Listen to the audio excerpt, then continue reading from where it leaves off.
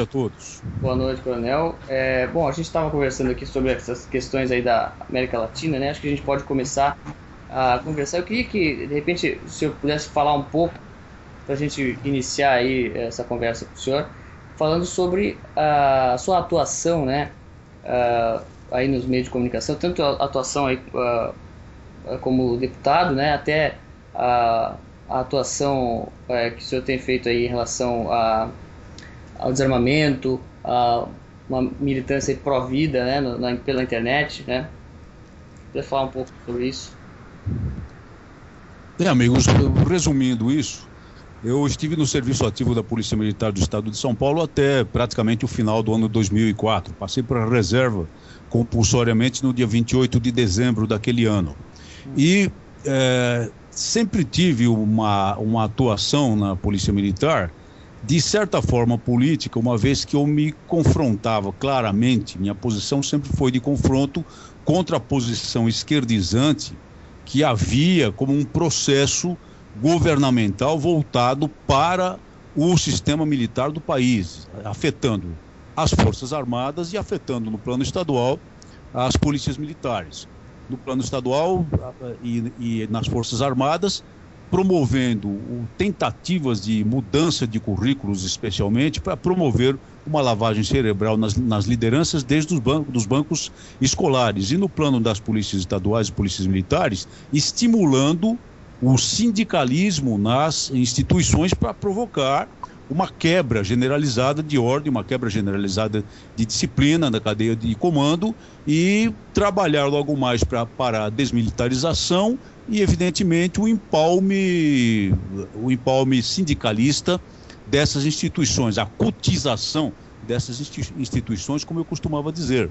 Isso me colocou em linha de confronto com o governo do Estado de São Paulo, porque nós sabemos que, apesar do PSDB estar no poder há muito tempo aqui em São Paulo, não existe realmente diferença apreciável, ideologicamente falando, entre PSDB e PT. Como eu costumo dizer, são farinha do mesmo saco. Tem diferenças pontuais, tem diferenças de superfície, mas tem a mesma origem, na verdade. O pensamento, a linha que produziu esses dois partidos no país é exatamente a mesma, embora o PSDB mantenha lá os seus vínculos com a social-democracia ao estilo europeu e o PT, aparentemente, utilize das bandeiras revolucionárias de sempre.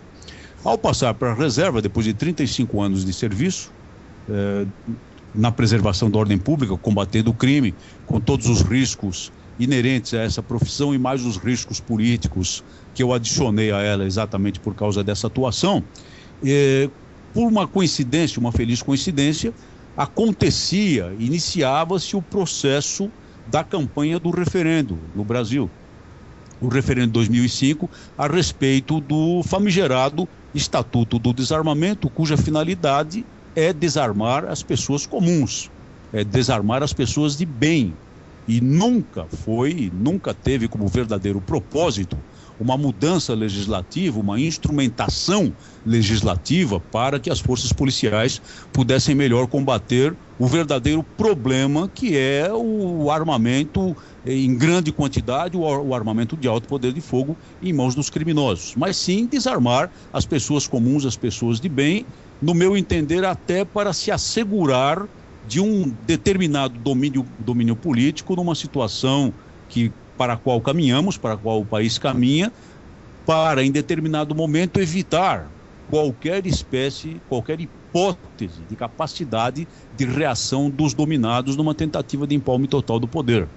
Então, passei para a reserva, que constitui uma situação de quase aposentadoria, digamos assim, embora um oficial da reserva possa ser convocado sob certas circunstâncias para o serviço ativo, como aliás eu fui recentemente, e mergulhei de cabeça na campanha do referendo pelo direito das pessoas à legítima defesa, pelo direito das pessoas comuns à posse mansa e pacífica de armas de fogo no país. Ou seja, a campanha do não, em contraposição à campanha do sim, que era a campanha governamental, a campanha da grande mídia, a campanha desarmamentista, que tinha todo o dinheiro, que tinha o apoio de praticamente todos os estamentos políticos do Brasil, a poderosa grande mídia capitaneada pela Rede Globo e até o apoio da hierarquia da Igreja Católica em nosso país. Aquela foi uma campanha política, claro, porque um referendo é uma campanha de caráter eleitoral com duas posições distintas, mas é uma campanha de caráter eleitoral. Então, posso dizer que foi a minha primeira experiência política propriamente dita, fora das fileiras, já numa vida praticamente civil, que é a vida de reserva. E foi memorável porque tudo o que se dizia, e realmente o governo dispunha de dados a esse respeito, dispunha de fartas estatísticas a esse respeito, é que a posição do direito, a posição da preservação do direito de legítima defesa para as pessoas comuns seria esmagada por 80% dos votos contra 20%. Não foi o que aconteceu, houve uma virada histórica e venceu a posição do direito devido a uma campanha de caráter nacional, talvez não, com certeza em nosso país, a primeira campanha de caráter político, de caráter eleitoral, de caráter de urnas, em que foi utilizada maciçamente a internet para o convencimento das pessoas, sem esquecer que o grande fator decisivo foi e sempre será o horário eleitoral gratuito nos modos que temos no nosso país. Ao mesmo tempo, eu comecei a trabalhar em várias frentes de luta que estão relacionadas com posições conservadoras, que estão relacionadas com posições de preservação de valores fundamentais que o atual poder atua para destruir. Preservação da família, a preservação, o combate sem concessões pelo direito à vida humana desde o instante da fecundação, exatamente a campanha relacionada com o direito das pessoas de se defender a si próprios quando o Estado lhes falha, o que é muito comum, e todo um conjunto de atuação política conservadora que dizem as estatísticas que é majoritário na população brasileira, no eleitorado brasileiro, mas que acaba por não se traduzir no resultado das urnas eleição após eleição. Até num processo em que os partidos restantes, que se possam dizer conservadores, vão cada vez mais perdendo a sua identidade e praticamente utilizando nas lides políticas, e especialmente nos momentos eleitorais, o mesmo linguajar que ouvimos ser esgrimido pela esquerda. É só verificar nos programas do horário político gratuitos, seja na campanha eleitoral propriamente dita, ou aqueles previstos na legislação que acontece ao longo do ano, para ter a certeza, para verificar com facilidade que fica difícil distinguir entre um partido de esquerda e aquele que deveria ser, que supostamente é um partido de direita. Essa é a situação atual no nosso país e foi contra isso que passei a lutar. As armas da internet são extremamente importantes, porque espaço na grande mídia nos é negado. Nós sabemos perfeitamente bem de que não dispomos, excepcionalmente, salvo aqui e ali, salvo quando surge algum fato destacado, de espaço na grande mídia. Então, pelos recursos da web, pelos recursos da internet, comecei, juntamente com os grupos que nos apoiam aqui em São Paulo, a gravar 3 programas semanais, um voltado à legítima defesa, outro voltado à inviolabilidade da vida humana desde a fecundação e um outro para comentar as questões de segurança pública que, na verdade, imbricam com tudo isso, que entroncam com tudo isso, não só no estado de São Paulo, como também no país. Não programas com visão local, mas com visão nacional e, evidentemente, visão universal, porque o processo que sofremos aqui no nosso país não é um processo do Brasil, não é um processo da América Latina, da América do Sul, mas é um processo mundial de revolução cultural. Um processo mundial de revolução cultural que visa a abolir fundamentos, abolir valores, abolir todo um modo de vida, abolir milênios de experiência da sociedade humana e impor as linhas voltadas para o governo mundial, as linhas voltadas para a subcultura gay, para a destruição da família, tudo isso, no meu modo de entender, para chegar num determinado momento ao caos. Sim. E a partir do caos, permitir, por aqueles que detêm o domínio do poder, o empalme completo do poder, exatamente com o propósito de resgatar uma nação, um grupo de nações, um continente do caos. E aí sim, né, como é o projeto, impor pela força as posições aparentemente necessárias para o resgate de uma determinada situação e tentar o projeto da criação do homem novo que as esquerdas esgrimiram por tantas décadas no mundo e que só produziu tragédia, desgraça, matança e 100 milhões de mortos em todo o país. Essa atuação pós vida profissional na Polícia Militar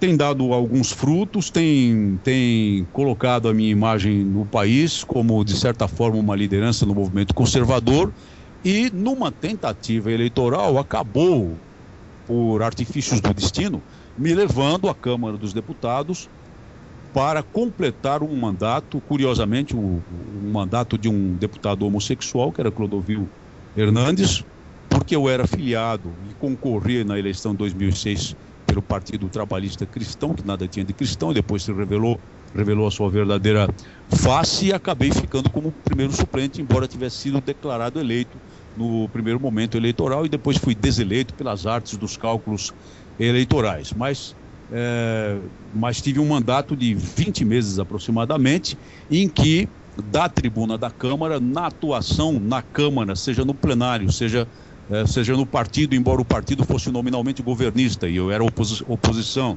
e principalmente nas comissões em que atuei, defendi toda essa trincheira, procurei fazer as mobilizações necessárias para a defesa dessas posições, das posições conservadoras de modo geral, muito notadamente na Comissão de Segurança Pública e Combate ao Crime Organizado e na Comissão de Seguridade Social e Família, que é exatamente a comissão, juntamente com a Comissão de Direitos Humanos, que o atual poder tenta instrumentalizar para impor a revolução cultural, sem falar, evidentemente, do fato de que hoje o principal agente da Revolução Cultural não está no Poder Legislativo, mas sim encastelado no próprio Supremo Tribunal Federal, com seu ativismo judicial de caráter político. Em largos traços, é isso que eu posso lhes dizer desse tempo todo, desde o final de 2004, quando eu terminei o meu tempo de serviço ativo na Polícia Militar do Estado de São Paulo. Certo. Coronel, bom, uma pergunta. Bom, só para avisar aqui que nós estamos ao vivo, agora são 9h46 da noite. Quem quiser pode enviar perguntas aí para o Coronel Paes de Lira pelo Facebook ou ligar para 11 3280 9888. E uma outra pergunta aqui que ouvindo a sua fala, eu me pensei o seguinte: essas causas todas que o senhor enumerou, né, a questão desarmamento, da segurança pública inicialmente, né, o desarmamento, o aborto, elas estão unidas pelo processo revolucionário que está acontecendo, né, que o senhor mencionou aí. Como é que o senhor vê essa questão atual aí né, que começou ano passado com os protestos, né, aquela onda de protestos que teve ano passado, e esses protestos que estão iniciando, parece que estão reiniciando agora? Olha, esses protestos, né, a palavra protesto nem é adequada, porque eles fazem, e não é por acidente, o jogo do atual poder. É só verificarmos quem são os beneficiários do terrorismo que se instalou no país. A palavra tem que ser usada, a palavra necessária é essa, e é essa palavra que eu tenho dito nos meus programas, sob minha responsabilidade e nos meus escritos também. O que é isso? São atos terroristas, é uma atuação de caráter terrorista praticada pelos tais de black blocs, que vão adquirindo faces novas à medida que o projeto vai se tornando bem sucedido. Os grupos que se articulam para os chamados rolezinhos nos centros de compras, nos shopping centers do país, não são nada mais, nada menos do que os mesmos black blocs com uma outra configuração. E daqui a pouco terão alguma outra novidade na atuação de massa de grupos que vão para as ruas, vão para áreas de concentração para, em última análise, para resumir, impor o terror, com propósitos políticos. Há pessoas que pensam que pelo fato vamos tomar um exemplo mais candente que produz problemas para o governo. Pelo fato do prefeito da capital paulista ser do PT, é o senhor Fernando Haddad, de péssima memória, quando foi um dos mais incompetentes ministros da educação que o país já teve. Tem gente que pensa que pelo fato de ele estar incomodado, estar encurralado, estar caindo nas pesquisas de opinião, exatamente porque esses movimentos com mais intensidade acontecem na capital paulista, acontecem em relação a políticas públicas municipais e se iniciaram com o pretexto de protestar contra o aumento de 30 centavos na passagem de ônibus.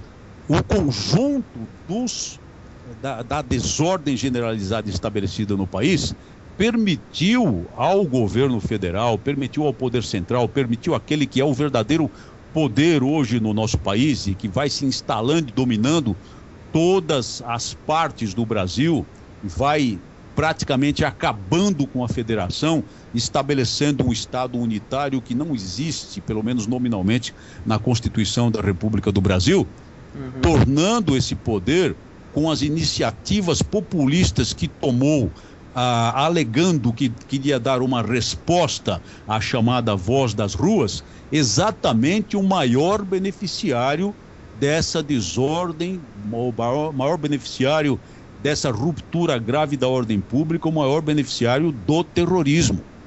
É só fazer a análise do que aconteceu em relação à avaliação pública medida pelas pesquisas de opinião do governo da presidente da República. Só ganhou com o caos, só ganhou com a desordem, incluindo os atos que aparentemente poderiam ter prejudicado muito no concerto das nações, esse governo, porque foram praticados com a mesma violência, com o mesmo tipo, o mesmo nível de violência, num momento que costuma ser muito caro para o Brasil, que é um momento futebolístico.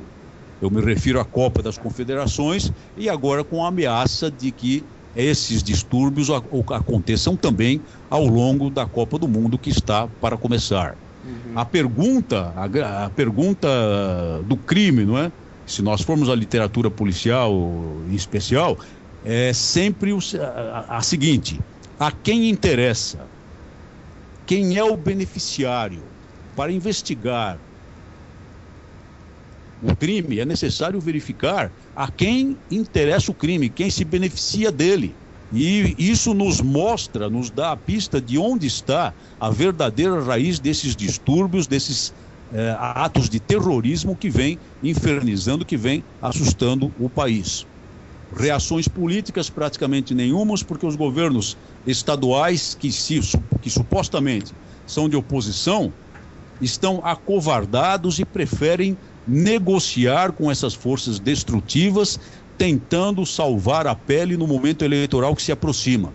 Eu me refiro especialmente, nesse caso, ao governo do estado de São Paulo, ao governo do PSDB no estado de São Paulo, que, ao invés de agir com a energia necessária para preservar a ordem pública, para preservar o patrimônio, para evitar que as pessoas sejam violentadas, ameaçadas, para evitar que os ônibus sejam incendiados, que o patrimônio público seja destruído, simplesmente deu ordens à Polícia Militar para não utilizar nem sequer os instrumentos tidos até no plano internacional como aceitáveis para a contenção de distúrbios civis, impedindo, por exemplo, a Polícia Militar de utilizar projéteis de elastômero, conhecidos popularmente como balas de borracha, para a contenção desses grupos violentos e não atuando decisivamente para executar prisões em massa que são necessárias para debelar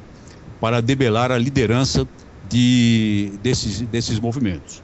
Houve também algumas pessoas, lideranças conservadoras, no primeiro momento, que chegaram a se iludir, porque foram às ruas inicialmente com esses movimentos, chegaram a iludir-se e chegaram a dizer que estavam na liderança desse movimento, que estavam no controle desses movimentos, que havia inicialmente surgido uma liderança dos partidos radicais de esquerda, principalmente o PSOL, o PCO e esses partidecos da esquerda radical que só crescem na violência, mas que os grupos conservadores haviam assumido a liderança do movimento. Grosso engano. As bandeiras vermelhas foram recolhidas num primeiro momento de maneira tática, mas a liderança e a organização por detrás do movimento é sempre a liderança desse poder. É sempre a liderança desse poder e é sempre a articulação desse poder que se manifesta de modo muito eficaz, utilizando com muito mais competência dos dispositivos à disposição para essa finalidade, como se utilizou com muita competência do processo silencioso granchista de 25 ou 30 anos que levou ao controle absoluto, total do Estado brasileiro, das instituições brasileiras, da imprensa brasileira, da mídia, e levou esse poder até onde ele está e de onde não pretende sair, podem ter certeza. Sim. Coronel Paz de Lira, eu posso lhe fazer uma pergunta? Bom, à vontade, por favor. Veja, eu tenho certeza que o senhor sabe disso, talvez alguns dos nossos ouvintes não saibam, mas já por 2 vezes a ONU propôs desmilitarizar primeiro e agora, novamente, a ONU voltou a falar em extinguir as polícias militares do Estado de São Paulo. Então, esses movimentos que estão surgindo, esses movimentos terroristas que estão surgindo, e agora, dessa última vez, a proibição de que haja uma reação legal, porque eu entendo como legal a reação da polícia.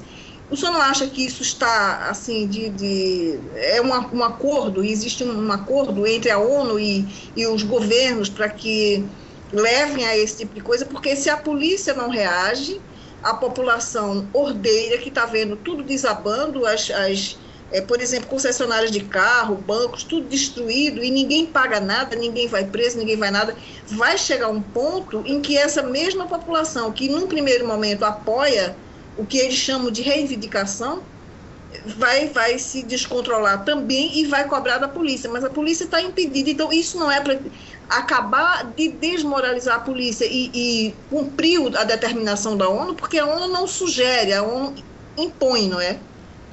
Tudo isso, Graça, na verdade faz parte do projeto de governo mundial.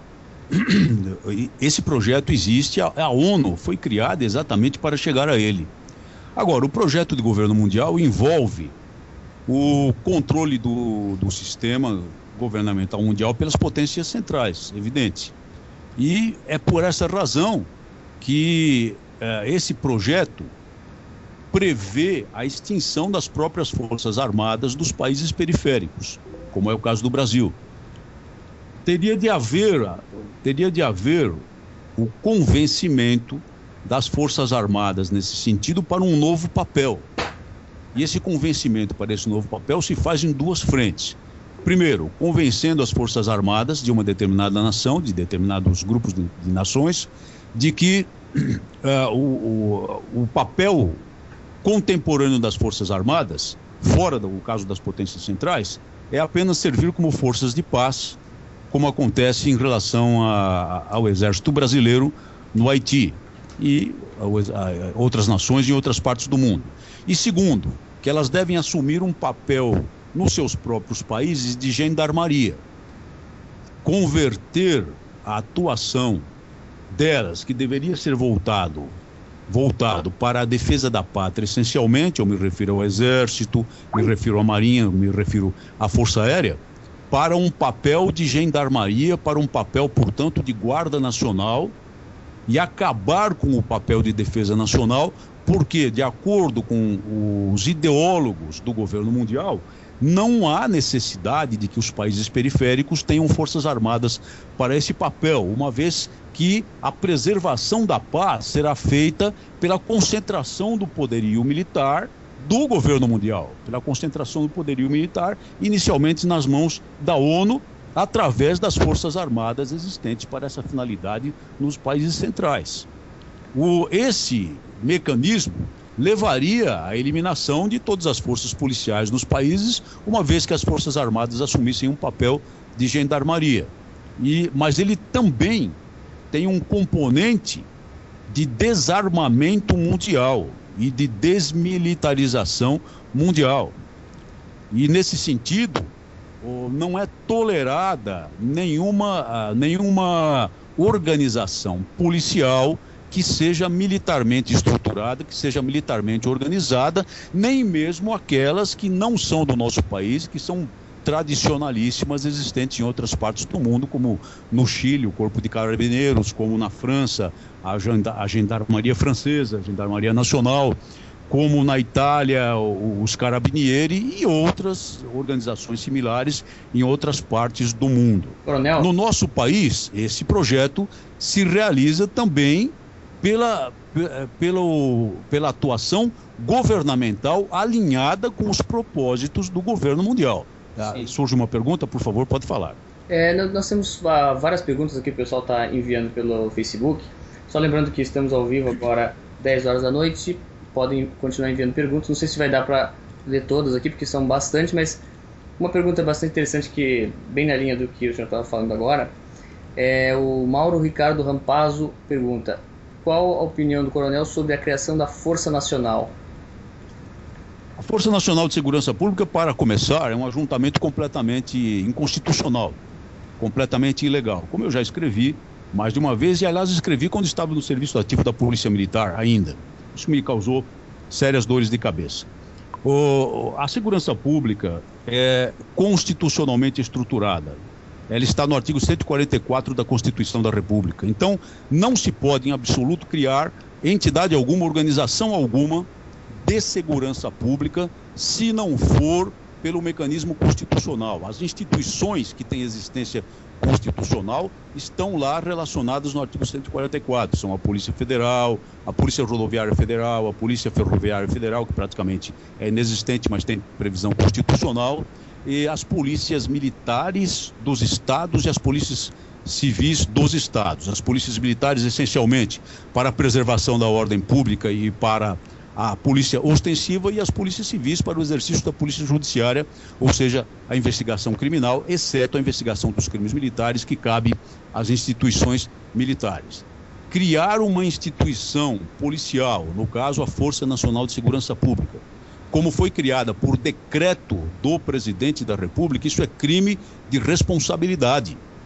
E se as instituições brasileiras funcionassem como deveriam funcionar, aquele presidente, cujo nome eu me recuso a citar, que criou essa Força Nacional, deveria ter sofrido um processo de impeachment no Parlamento brasileiro, exatamente pelo crime de responsabilidade de ter criado como quis, porque quis, do jeito que quis, por decreto, uma força policial de caráter nacional.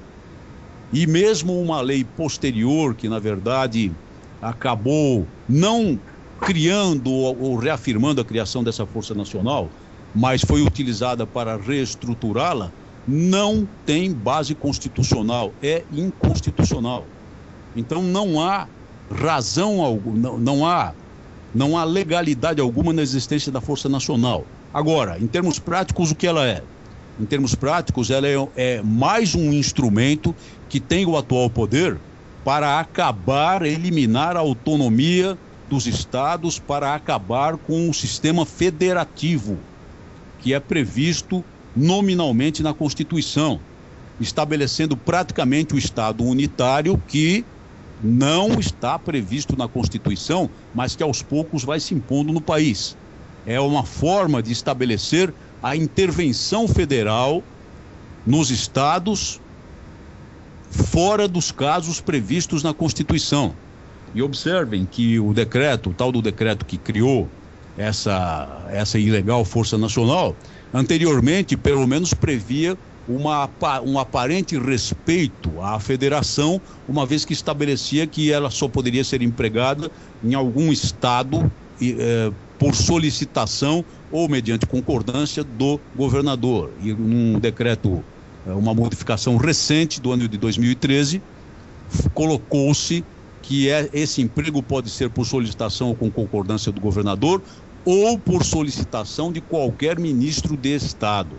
Ou seja, é mesmo a determinação da possibilidade de uma intervenção federal por meio de uma força policial armada a qualquer momento em qualquer parte do país. E para que ela serve? Não serve para nada em termos práticos, porque é um ajuntamento, um balaio de gatos composto de policiais de diversas instituições, às pressas formado para atender a certas situações pontuais, que nunca mostrou eficiência em parte nenhuma do território nacional e que só serve mesmo para que a União gaste rios de dinheiro com essa entidade, tentando mostrar que quando há um problema, o grande irmão da União é aquele que aparece para solucionar, tentando demonstrar que nos estados só existe incompetência e não existe capacidade de gestão da área de segurança. Isso tudo com a conivência daqueles que são alinhados politicamente e com a covardia daqueles que não são alinhados, aparentemente, politicamente com o governo central.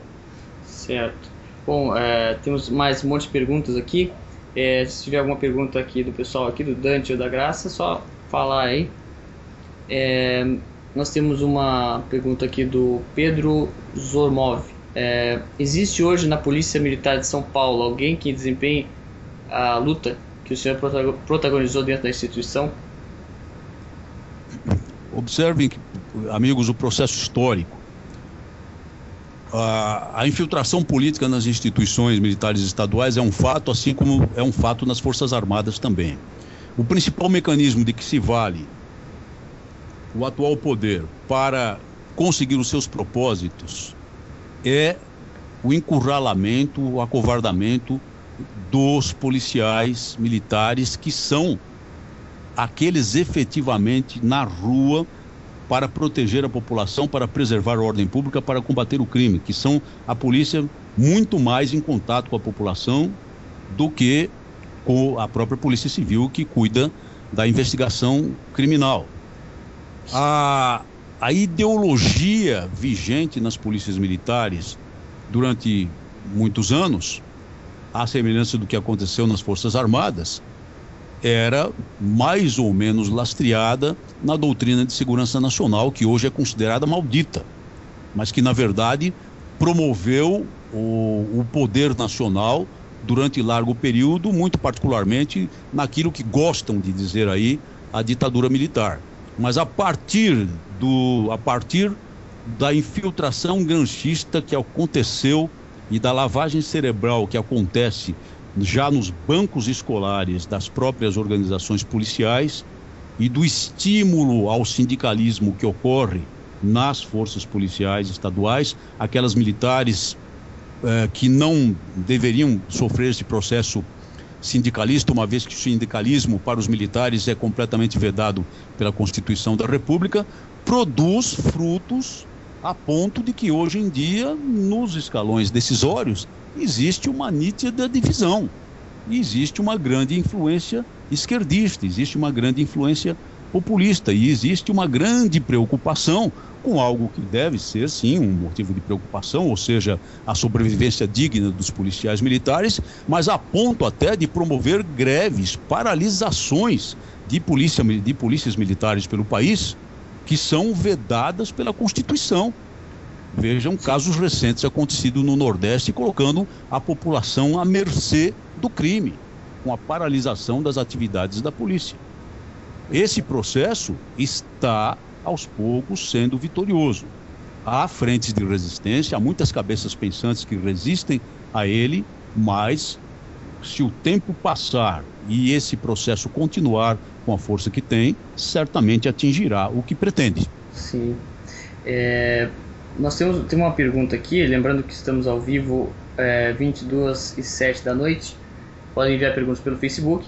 Nós temos uma pergunta do nosso amigo Edson Camargo, que é editor do Mídia Sem Máscara, e ele enviou uma pergunta aqui a respeito da sua percepção, qual é a sua percepção dentro do cenário político e até partidário, sobre qual seria a distância que nós estamos, de uma articulação ou uma formação de uma frente pudesse ser chamada liberal conservadora ou minimamente madura e articulada para fazer frente aos planos do PT e mesmo do PSDB, né? Existe alguma possibilidade disso? Como é que o senhor vê essa situação? A minha visão do momento, nesse sentido, é pouco otimista, para dizer o mínimo. Porque os partidos nominalmente conservadores, como eu disse, acabam até adotando o discurso da esquerda. Sim, pois é. Vejam o caso do Partido Democratas, que derivou do partido da Frente Liberal. Esse partido, nominalmente, é um partido de direita. É um partido conservador. Eu fui filiado, na verdade, sou filiado ainda a esse partido, e tenho observado a atitude das lideranças dele. Participei de reuniões com a presença do Diretório Nacional e com figuras nacionais do partido, isso lá pelo ano de 2011, aproximadamente, 2011, 2012, em que a direção do partido trombeteava aos seus militantes, aos seus participantes, que aquele era um partido conservador, que aquele era um partido com posições claras conservadoras, que aquele era um partido que não se envergonharia de dizer que é um partido de direita, mas eram meramente declarações. Meramente declarações. Porque o rótulo de direita, o rótulo conservador, provoca arrepios em figuras exponenciais desse partido. Caso, por exemplo, do herdeiro político dos Magalhães, na Bahia, que é deputado federal e que tem atuado na Bahia até como candidato a governador. Ele publicamente recusou a classificação de conservador como se esse fosse um rótulo maldito. Então ninguém quer se mostrar como conservador. Os partidos de direita não querem se mostrar como conservadores. Adotam o mesmo discurso populista esquerdista do PT e de outros partidos. Desse modo, fica muito difícil que haja uma articulação de caráter nacional para a formação de uma frente conservadora. Muito difícil. E, ademais, esses partidos vão rachando. O próprio Partido Democratas, a que me referi, quase foi extinto com o racha que aconteceu com a formação do PSD, capitaneada pelo ex-prefeito da capital, Gilberto Kassab, que conseguiu levar a maioria e os quadros mais expressivos do partido para o seu novo partido e, o que fez logo de imediato, atirou-se nos braços do poder central, atirou-se nos braços do governo. Então o processo político é desfavorável. A direita está muito desarticulada, profundamente desarticulada no nosso país, embora, repito, as pesquisas de opinião apontem que o eleitor brasileiro é conservador. O senhor pretende se candidatar esse ano ainda, coronel? Essa é uma decisão muito difícil, essa, porque... Alô? Oi, temos uma ligação aqui. Só um minutinho, coronel. Nós temos uma ligação aqui do ouvinte. Alô, quem fala? Alô? Tudo bom, Dante? É o Jairo, estava falando contigo aqui no Facebook. Olá, tudo bem? Pode falar aí a sua pergunta? Oi, boa noite. Boa noite para o Dante, para o Coronel aí, para a Lira e para a Graça Salgueira também. Obrigada, boa noite. Um abraço. Eu coloquei para o Dante aqui pelo Facebook a situação do Maranhão, a situação deplorável de gente que... E eu não quero nem tratar da situação política, mas eu queria colocar a situação de princípios que já vêm há mais de 3 mil anos, que é o simples princípio da hierarquia de valores, né? Quero fazer essa pergunta para o coronel. No setor militar, todo mundo sabe, se o soldado erra, quem erra mais ainda é o coronel. Na minha profissão que eu estudo, que é administração, falei pro Dante aqui no Facebook, se uma empresa quebra, quem vai ser o culpado não vai ser... Alô? Continue. Alô, tá falando com o Capitão Rodrigo. Oi, pode falar. Alô? Eu sou do Corpo de Bombeiros do Rio, sou médico também. Eu sou médico do Corpo de Bombeiros. Queria fazer uma pergunta para o coronel. Qual o risco aqui de acontecer igual na Venezuela, onde boa parte daqueles que foram como médicos para aquele programa Bairro Adentro, na verdade eram guerrilheiros que hoje estão fazendo a segurança pública na Venezuela e que já tem até general cubano mandando no exército da Venezuela. Qual o risco disso acontecer aqui com a gente, aqui no Brasil? Certo, obrigado pela sua pergunta. Eu vou liberar a linha para algumas pessoas ligarem.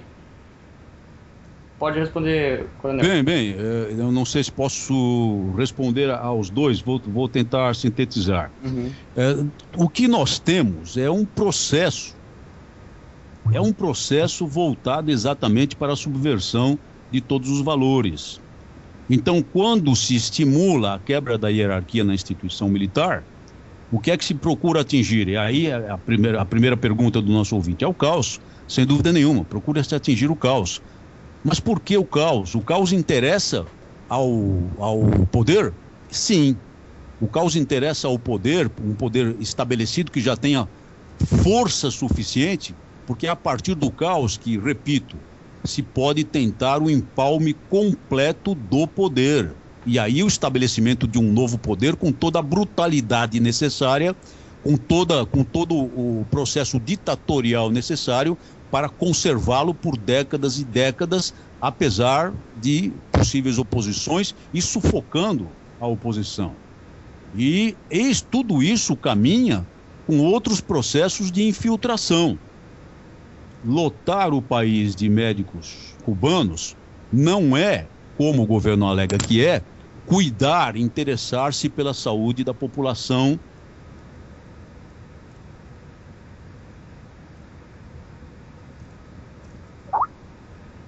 Alô? O coronel teve uma pequena caída aí na internet. Em todas as imensidões do nosso país e alegadamente em uma missão humanitária que é de prover saúde à população, fazer proselitismo político, fazer lavagem cerebral e conseguir as legiões de robôs necessárias a suportar o empalme de poder num determinado momento. Sim. Esse é o processo. Essas são partes, esses são aspectos do processo. Eles não são desligados, eles estão conectados, eles fazem parte de uma estratégia maior e vão sendo executados meticulosamente, como nós testemunhamos no nosso país. E serão executados meticulosamente se nós não conseguirmos nos articular para evitar que tenham sucesso. Certo. Agora, unindo um pouco com essa questão, aquela questão anterior, né, que o senhor colocou sobre a dificuldade, né, de uma articulação, da percepção do que está acontecendo pela via da política, né? Então, na verdade, a alternativa de reação a tudo isso me parece ser muito mais cultural do que política, né? Hoje está surgindo aí alguns partidos aí novos aí, né?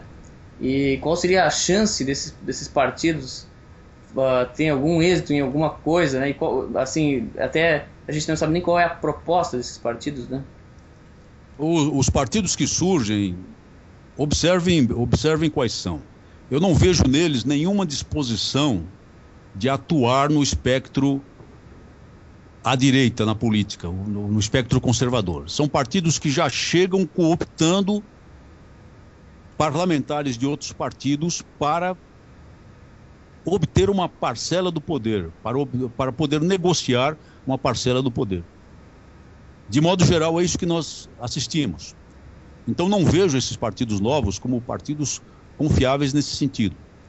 Há algumas iniciativas de partidos conservadores que não conseguiram ainda atingir sequer o patamar do número de assinaturas que a Constituição, que a legislação, exige para a formação de partidos. E isso será ainda mais dificultado, podem ter certeza, brevemente, talvez neste ano legislativo que acaba de se iniciar.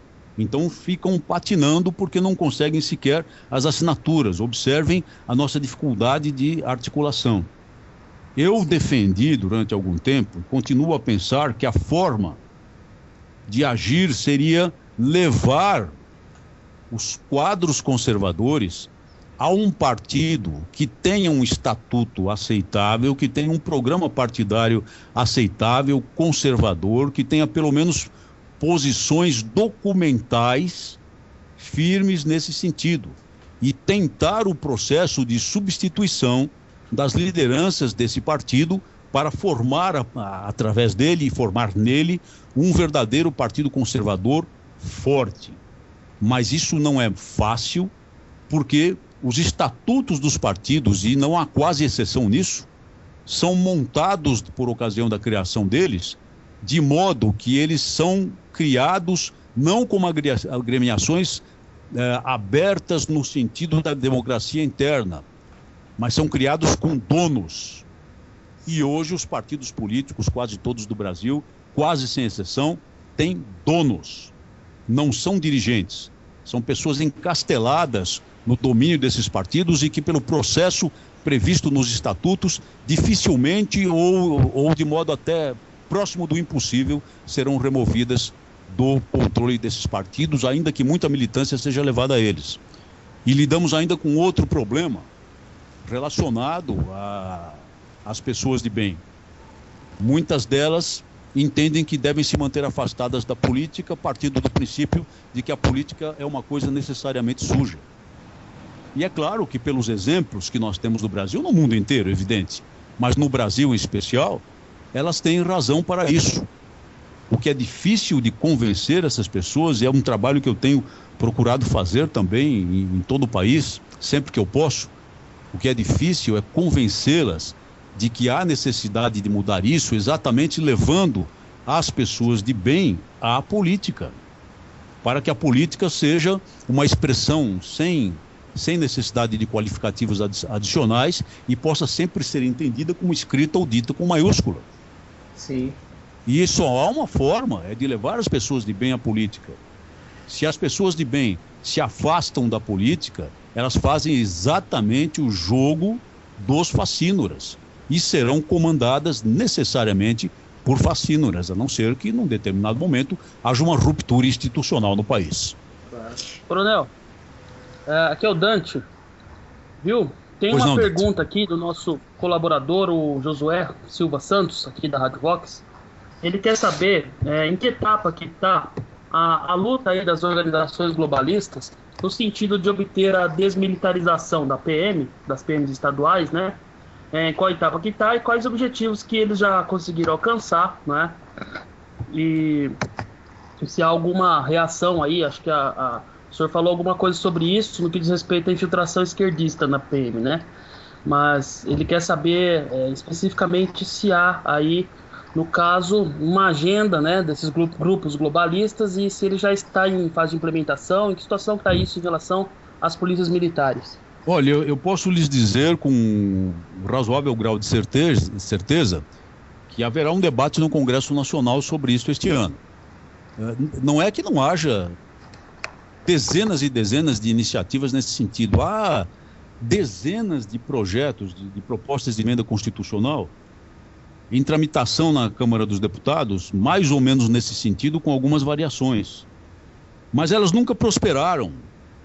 E, na verdade, estão, a maior parte delas, engavetadas, porque existem certas matérias no Poder Legislativo que não tem corte partidário, não tem corte governo-oposição, não tem corte ideológico, e elas são votadas e tratadas dessa maneira.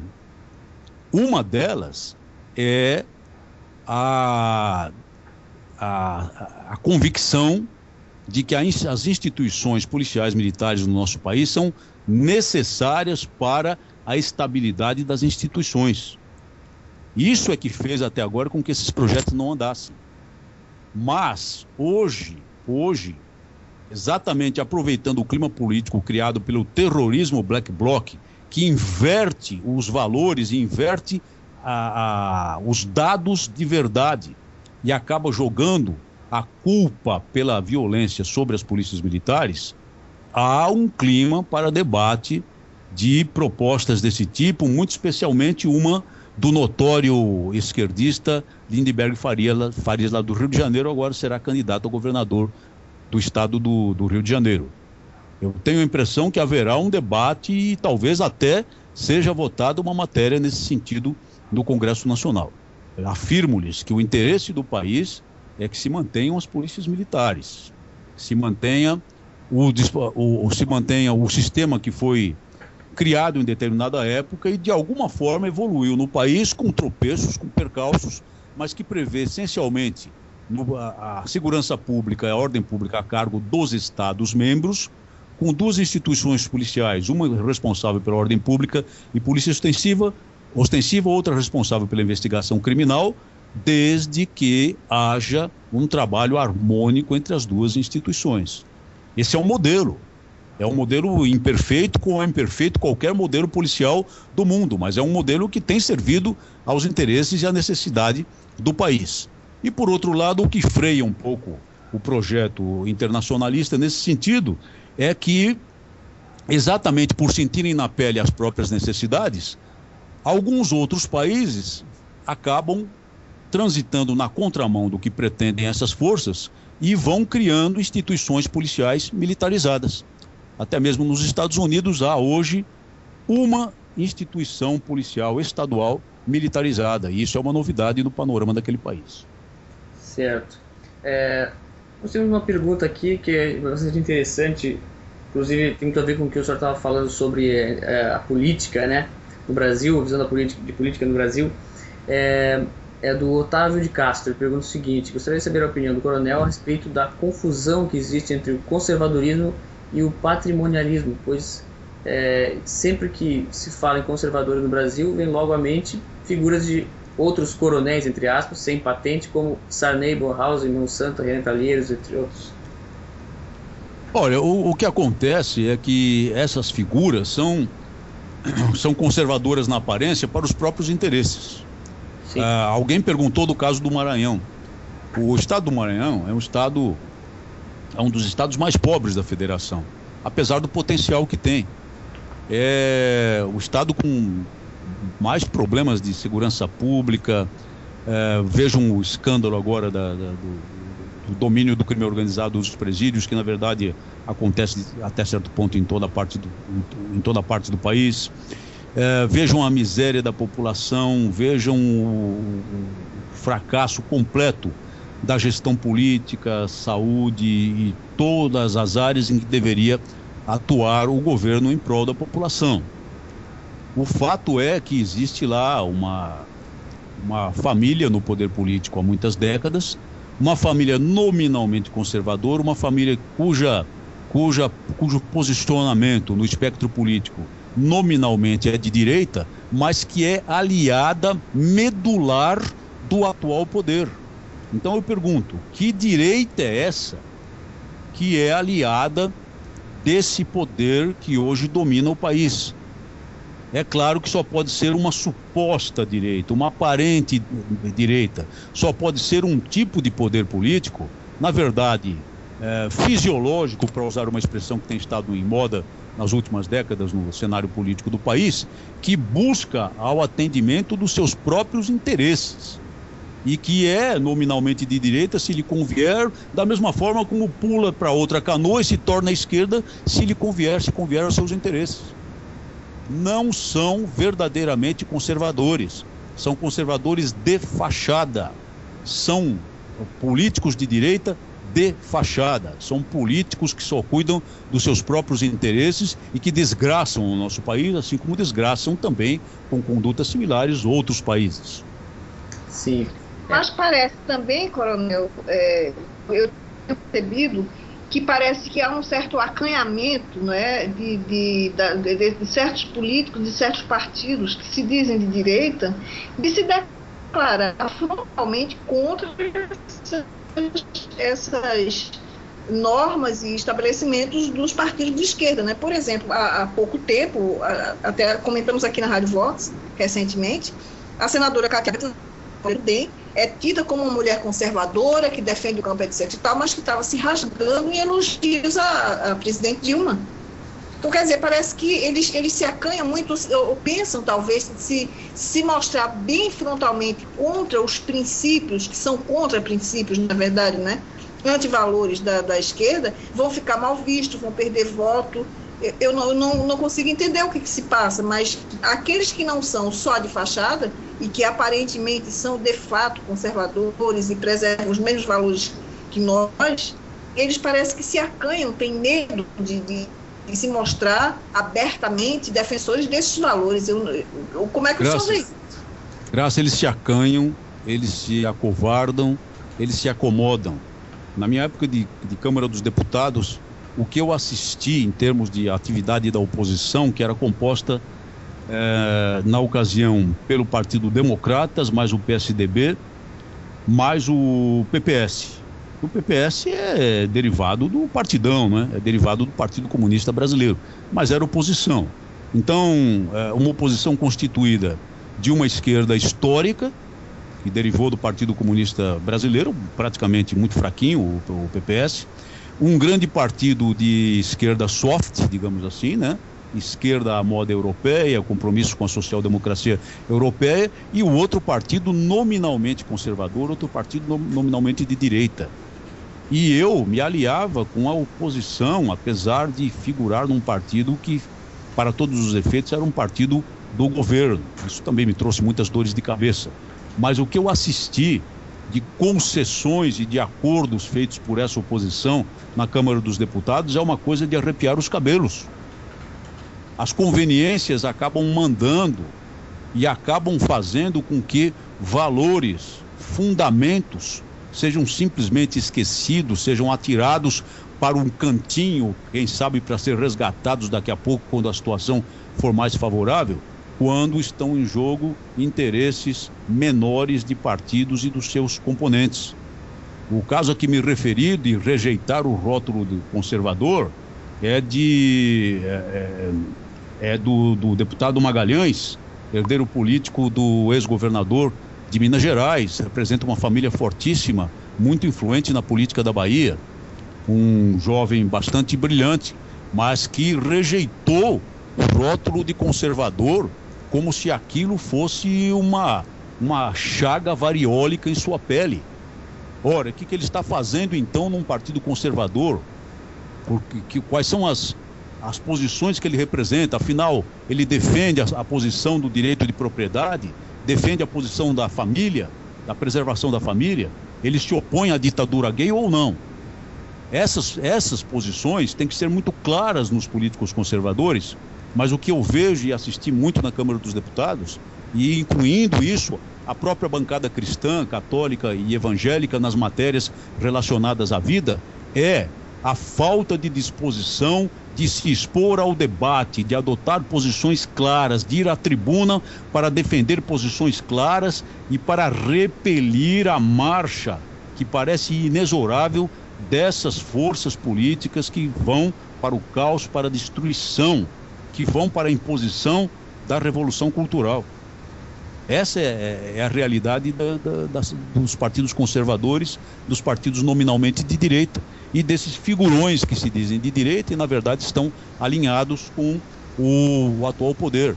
Vejam o caso do Partido Progressista, PP, que tem como figura de proa, sempre há muitas décadas tem como figura de proa, um político muito conhecido, muito controvertido no país, Paulo Maluf.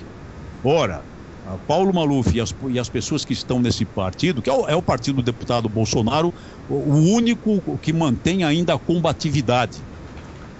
Essas pessoas, é claro que ninguém vai dizer que são esquerdistas, comunistas, socialistas, em absoluto não.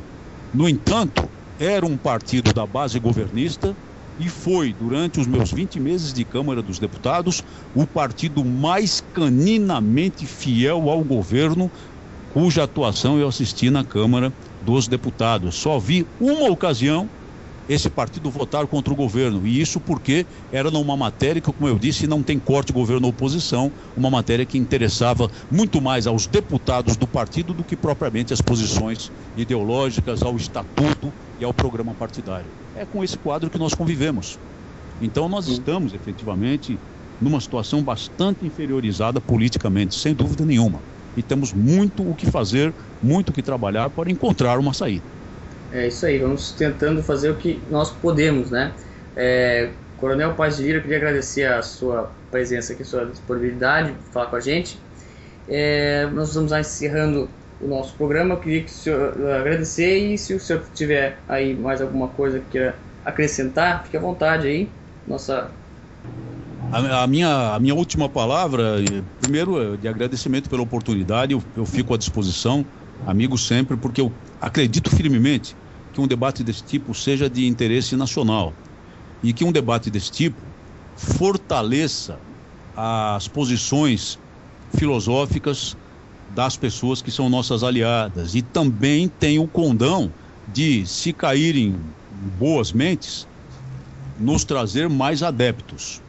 E estimulo, exorto as pessoas que se sentem oprimidas por esse projeto de poder, que se sentem oprimidas por essa pré-ditadura em que nós vivemos, que não permitam o seu próprio enfraquecimento, que formem com aqueles que pensam do mesmo modo, que se oponham com todas as forças de sua alma àquilo que parece ser inexorável, e que se preparem, em última análise, num momento de grave crise nacional, até mesmo a se opor a uma tentativa que acabará por vir de tornar o nosso país uma grande Cuba, de tornar o nosso país uma ditadura comunista.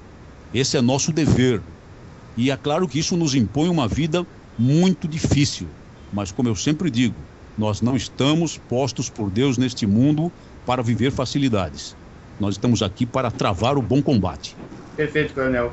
Queria agradecer a participação do Coronel Jairo Paz de Lira, da Graça Salgueiro, Dante Mantovani, e estamos encerrando aqui mais um Repórter Vox. Muito obrigado a todos. Boa noite.